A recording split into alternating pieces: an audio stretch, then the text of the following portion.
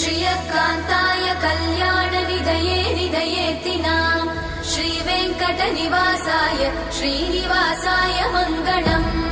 लक्ष्मी सविभ्रमालोकसुभ्रूविभ्रमचक्षुषे चक्षुषे सर्वलोकानां वेङ्कटेशाय मङ्गलम् श्रीवेङ्कटाद्रिशृङ्गाग्रमङ्गलाभरणाङ्ग्रये मङ्गलानां निवासाय श्रीनिवासाय मङ्गलम् सर्वावयव सौन्दर्य सम्पदा सर्वचेतसां सदा सम्मोहनायास्तु वेङ्कटेशाय मङ्गलम् नित्याय निरवध्याय सत्यानन्दचिदात्मने